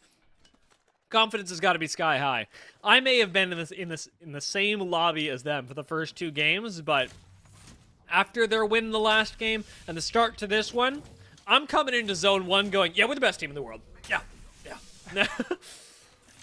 I don't know if they're that confident or if we're just painting a very viral picture here. We'll have to wait and see. Meanwhile, still some minor contest potential out here by the Timbits in Barometer. Intensity and Berserk are officially spotted out there, intensely playing one of the 4 corners. Berserk as well. And Bolt super duper low. No follow through yet. One of the squads that we did want to keep our eye on, however, Timbits have height and have the incoming zone. What they don't have in any way imaginable are shields. So their position up here is precarious, but they should be able to hold on to it just fine, especially by using Bangalore to cover any annoying lines of sight, perhaps those that are charge rifling at them. Now, I am seeing Barometer zone potential here, and that might implicate why Timbits are so cautious to move forward here. I mean, this could be a very good endgame position, but come on. You can't let them craft in front of you like that. Oh, you're not. Oh my god, what a nade. Oh, come on! If only Proficiency had the rest of the squad here, they would be pushing off of that. Unfortunately, you're just watching Digis be crafted up in front of you, and it is one of the reasons that we're seeing a lot of Bangalore today. It's been a more powerful pick recently, but right now, with the Digi threat and the laser sight both being in the crafter, you've got purple stocks, purple light mag. The R99 has just never looked better. I mean, it is a prime weapon of destruction, and it actually leads me to question if Timbits ever really got the opportunity to get some of that extra oomph for themselves as well here. I know it looks like they might be playing long-term Spire, but still having the extra, we'll say, resources, whether it be health or damage potential in terms of your utility items, is so important when we do get to those end games. 2 bats for right now. Something to hold on to as you get a little further into this game. Downed Beast, however, has some teams going up against each other for better or worse. And I see a gold shield on Big Slice that may not be Big Slices for too much longer. Some nice connections even through the smoke for Zerbo, but heading right on into Big Slice's teammate. Zerbo's going to have to take to the skies, pop a quick bat, get a little bit more sustain. Savage Man, the first one to go down, and Slice is sure to follow. Marie joining alongside the rest of the squad, and Behold X are beheld no more. Meanwhile, starting to move forward here. I like this from Timbits. They're going to take advantage of the exchange of placement and maybe go for the craft. They leave proficiency up there, as there could always be the chance that they take away the height that, well, I think Timbits thinks they so deservedly want. I'm really surprised that they even have the option to come back up onto height. Timbits kind of get their cake and eat it too, with the way that exchange of the last 30 seconds went. But it really does tell me that these teams are super invested in the barometer pull, which is funny because we don't really have that data yet. We don't know where the zone is going, and Zephyr, neither do they. And for some of these teams, I don't think they care just as much. No. Aim assist abuse looking to keep their momentum going here in Fish Farms. Hello H2O, though, looking way too low, and Magical Muffin no better. It's finally big damage in response from Toady Wody to bring one down. This is man up and potentially more, especially as they start to get those heals off. Now, I'll say, Zephyr, watching the way that this fight is playing out, Toady Wody is playing with some crazy confidence, and I may not be up on that stage, but absolutely, looking at the way that Toady Wody is playing, I think it's fair to say I got some words of wisdom for the audience. Take that shot. Whatever it is, if they're moving out of line of sight, no matter what the situation, take the shot, because sometimes it comes up all you, as it did for Timbits right here. Now picking up their fallen comrade, Mike going to get a quick shield reset as the Timbits find themselves 3 extra points. You know what's awesome? Tell me. You can see that they still have crafting mats. So at some point, Timbits made the conscious decision that they don't have to craft even though they have that position, because they're just going to get what they want in a second. Mm-hmm. There's the Digi. It's not one they crafted. They waited. Yeah. They said free delivery. DoorDash on the way. This is the, like, Omega Brain. You know, in a way, you actually get twice the crafting mats. Mm-hmm. Because it's the confidence play. You literally do. Because you are fighting into a team that has made themselves better in every way, but if you win, looks pretty cool. If I don't see them craft, I'm going to be so upset, because that's just like the super advantage to be into. That's true. Although, they do have to actually give up this height in order to do it. And in a lobby with a lot of teams that still want to fight, that need points on the board, and let's not forget that has Canadian Demons in it, giving up high ground can be really intimidating. And it's why we're seeing a lot of our teams, like Crossmonauts, take the long rotation around, play the edge of the zone, because you are hoping that some other team will find the interception. You can hear the gunfire, and as opposed to what I'm doing in ranked, avoid it. By the way, I did some research. Chivre en virage is actually a French word for roe deer, a specific type of deer. So I'm completely lost at this point. Pretty cool. No answers were found.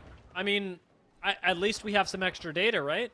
We got some francophones in the audience. Hello to those over on the eastern side of Canada who have come to join us. Oh, that's right. Yeah. So I don't know. I think we learned something valuable here, Zephyr. I only wish that I spoke French, and I would be able to call the action in French, and I'm sure it would sound cooler.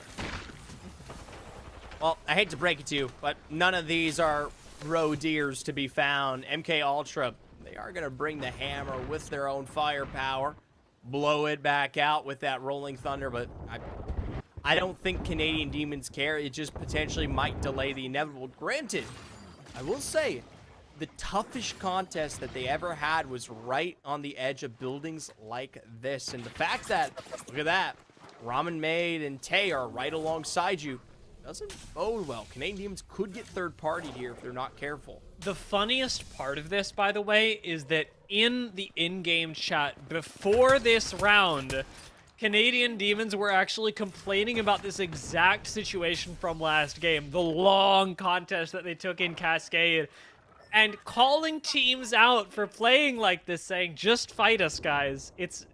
Get out there, stop being cowards. And I tell you what, not a single person has listened to him. Instead, it just looks like more teams have adopted the strategy, sit in the buildings, play it safe, and let the Canadian Demons move the heck on. Launching forward here, Zerbo will actually put himself into a place of defense after missing out on so much of that extra area of height there. Mike actually dropping down at a huge disadvantage. Now set is, I'd say, equivalent health to Zoro here. Both going to take their time to heal up, but still, you would think Demons in this kind of position, charge rifles in hand, this is where a squad typically loses. This is one of my favorite things about watching Canadian Demons, though. You know, we talked about the communications on this squad and how it's, you know, basically just pings from Zerbo. It's really nice to be on a team's screen, seeing a ping and going, that's all the information they're working with. I now know their full comms. I guess. I mean, there might be other comms going on. Yeah. Just not Zerbo. Yeah. I just like the idea that, in a way, I can hear a player. You know, like... Oh, okay. Like, because we can't do that with any other teams. You are Every literally other getting team that they're talking a million 100% things. Zerbo. Exactly. Like, whenever Zerbo pings, I can hear his voice clearly in my head because it doesn't exist. This is everything that his teammates hear. I would make a ping noise if I could, but I don't think the human vocal cords are capable. You say that now. Wait till you undergo our new 8-month intensive. Do you love Apex? Do you want to annoy your friends while you play? I actually... Lucky for you. I did this thing... well, I'll have to hold the point because Timbits are in a fight, but it looks like I may not have to hold it for long because proficiency has just gone down and... Well, you guessed it. It's none other than the Canadian Demons that have come on up to challenge for this height. And Lane puts up a big contest, but ultimately it comes to nothing as Zoro takes him down with a thermite, and Canadian Demons hold the height. I'll be honest, Lane actually looked so good there. Really good. That was not a bad chunk of damage put out by Lane, and obviously caught out by that reploy, plays the zip line into the actual building. I mean, it almost felt like it was guaranteed that Canadian get some of those early knocks there, but maybe a little bit of a equalized situation, you come out on top. For Canadian Demons, they've got to worry about, well, I don't know if they worry, but they've got to think about the team ahead. Yeah, right now, it's that same situation as they were in before. Team, actually, same team. Nope, different team. Just clustered inside the nut building. Handsome IRL, the ones right in front of them. Interestingly enough, Handsome IRL, also the team that escaped them just last game inside the IMC. So Canadian Demons got a bit of a bone to pick right here. You do have access to height with Zerbo's gravity lift. Instead, it looks like, well, Handsome IRL are going to come to you because Ramen Maid yeets himself out the front door and Canadian Demons find 2 knocks. Third, I am certain, soon to follow, and Handsome IRL are gone. Well, tell you what, Demons were not pleased with what happened last time around. Yeah. They changed their play style. It's just, it's full, like, I don't want to say it's full aggression because it's almost an angrier, more hateful aggression. One that says, how dare you? How dare you slow down our games by not fighting us? And this, Zephyr, this is the most rude you'll ever see Canadian be. That's, we're leaving it up to the Canadian Demons. They're not even saying anything. They're not pushing you around, but they will kill you and take your loot. That's fair. Yeah. That's fair. I'd love to see their inventories one day. Another thing we never really get the chance to discuss or see in the very minimal situations, just how absolutely stacked some of these players are. I mean, they are pinatas. Yeah, you got a lot of candy in even teams like MK Ultra, who sitting up on top of Shipfall do have a lot of sustain inbuilt. You've been accumulating resources the entire game just to get to this point, and yeah, it'll be a brief fight, but then everything will be gone. Everything will be in boxes for anyone to come pick up. Mew ends up taking a quick trade. The Alternator also surprisingly popular today, Zephyr. I think it has a place in many regards, especially now that it's a bit more common to pick up. But yeah, this is Canadian Demons. MK Ultra, I don't know if they exactly knew that, but they did know they were at a disadvantage. Zephyr, 2v3, Zoro with 1. Go ahead. I'm going to clarify this for you real quick. The Alternator's place in competitive Apex is to hold attachments for an R99 and nothing else. Hey. It was my main weapon for like literally a year straight. I loved that baby. Respect. Like, seriously, respect. When someone says I like the Alternator, I go, yeah. It's great. I mean, it's not as good as the other SMGs, but if you find one off rip, yeah, I'm not worried.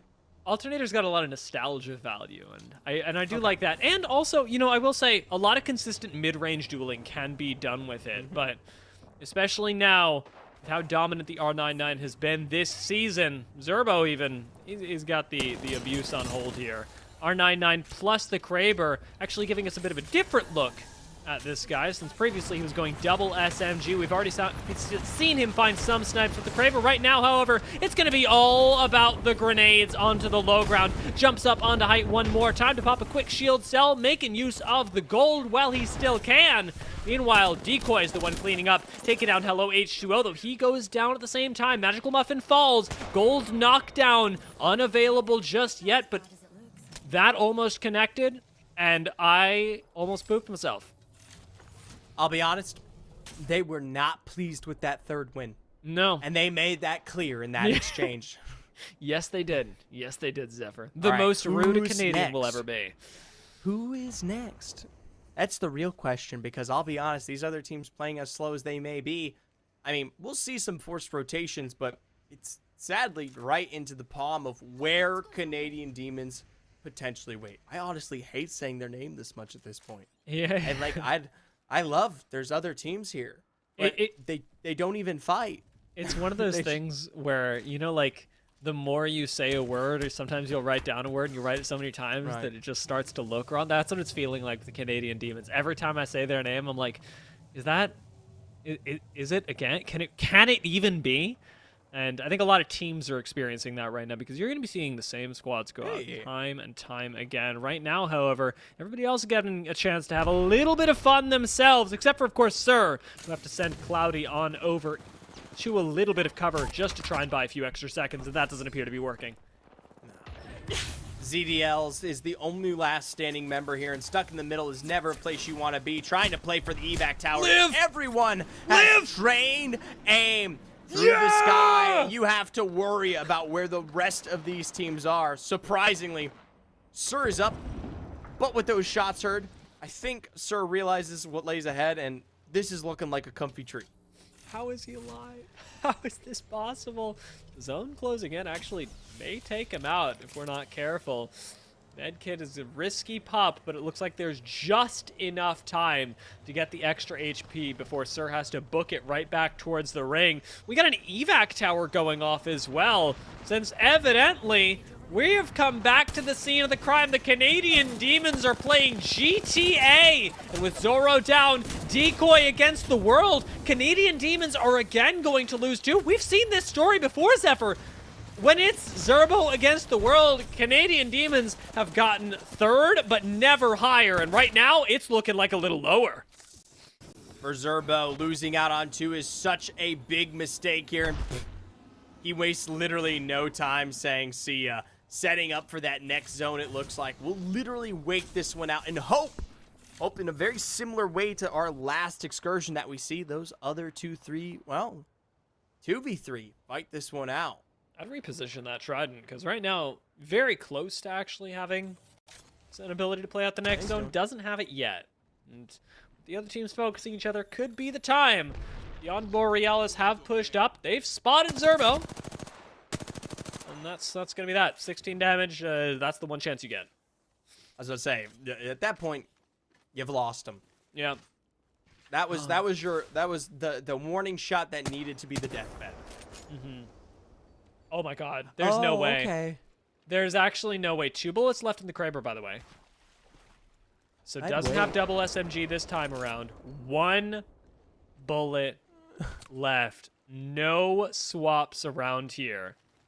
Zerbo would really like the first place finish, but has to play very carefully.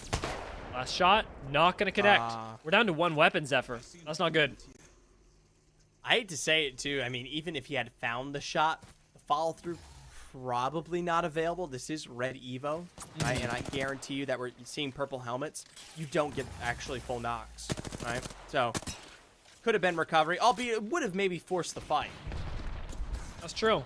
This fight certainly coming to a head now is with the zone starting to close in. Neither team's position is safe. I say that, but it looks like our resident francophones have found a small answer. This little bit of land still technically on the side of the zone. They've got plenty of Bangalore smokes in the tank as well. The ultimate from Bangalore, the creeping barrage to provide them a little bit of safety. But what are these called, Zephyr? Caltrops in the ocean there will leave no kind of cover for our friends. Bebo stuck down just to watch Soy, and while the knockdown shield is probably the best defense they have found, they're more than happy to... Oh. Hey, Zerbo! How is Zerbo here? How is he taking no damage? How is Zerbo almost winning that engagement? He's made this a 2v2, by the way. Beyond Borealis had lost 1 before, rather. With Spider on the floor, he's gonna have to jump in, become blind, right into the 1v3. Looks like Beyond Borealis will be going down today, but not before the fry comes in. Decoys is down. Viper still left standing, but we are making this really close. Finally, we've got our friends from over in probably the Quebec area picking up a win. The TELUS Esports Series 3 has yet another champion. Hey, and congratulations to Rodeer for picking up that final win in the very, very end. I'm not sure where it comes from, but a win is a win, and Stormpoint apparently a challenge for the Canadian Demons, albeit they definitely finished with the highest points in that lobby, no matter which way you look at it. Almost got first, second, but first, second, third, still got a bit of a ring to it. Not going to be bad for them by any means. Like you said, though, the big change up on Stormpoint brought us some other teams that we've absolutely got to keep our eyes on. Aim Assist Abuse and Rodeer crushed it in the second half, being able to be the only other 2 squads to pick up wins, and that's going to mean big things for them in terms of their placement moving into the next phase of the TELUS Esports Series 3. Oh. To be honest, that's something that would scare me, because I don't know how far it puts them up there, but if it puts them in the bracket that ends up against Canadian Demons, I'd say, I mean, I'm happy to slow things down here, boys. Yeah, after that game, it's actually wow. really big in terms of the KP as well. 7 kills, only matched by Aim Assist Abuse, who were right there with them. Wow. 17 kills though is a bit nasty. You know, 24 points on top of it all to come through from 19 for Rodeer. It's like I said, even if they're placing third, they're still topping our boards. Yeah, that's the reality of being in a lobby with the Canadian Demons, and it is why we've got this section of the tournament here to sort out who's going to end up competing against them, who needs to be in other divisions in order to have, honestly, a fair shot at the prizing that we've set out. Because in organizing this tournament, yeah, TELUS wants to see the best level of competition, but of course, gamers around Canada deserve a chance to be able to compete for prizes at their comfort level and be able to focus on improving yourself and having a good time in esports, which is what this tournament is all about. Now, TELUS is doing a lot of good by putting this together, but they're not just doing good here. I encourage all of you at the conclusion of today's stream to check out the TELUS Future Friendly Foundation. It's a charity that TELUS has put together that actually takes your money and just puts it into the right places to empower youth around Canada by supporting local charities around the nation that make the lives of youth easier. You can type in !TELUS Foundation just to learn a little bit more about the good that TELUS is doing, because they have done an amazing thing putting on these esports tournaments. And I have to say, as Canadians, it is always our responsibility to give back to those around us and help ensure that everyone has a fair and equal time, especially when you're growing up. Now, a big thank you to TELUS, as I've said, but of course, to our sponsors as well. Do you want to give them a shout out, Zephyr? Absolutely. It's not something I get to do awesome, but hey, Skull Tandy. Wow, terrible. This is why I make you do that. Wait. Do you want to give him a shout out, Zephyr? Absolutely. A thank you to Skull Candy, Logitech, Astro, and of course, Samsung with their Galaxy S23 Ultra coming through, bringing the power to TELUS and helping us offer, of course, this wonderful opportunity to players across the board here. My man, Zephyr, thank you so much. And thank you to all of you for tuning in. It has been a pleasure to bring these incredibly talented players to your screens at home. I'm going to give Zephyr a break. I know I've been running him through 4 of the craziest games of Apex Legends possible, but we can't wait to see you back here at the TELUS Esports Series 3 for Phase 2 in Apex Legends.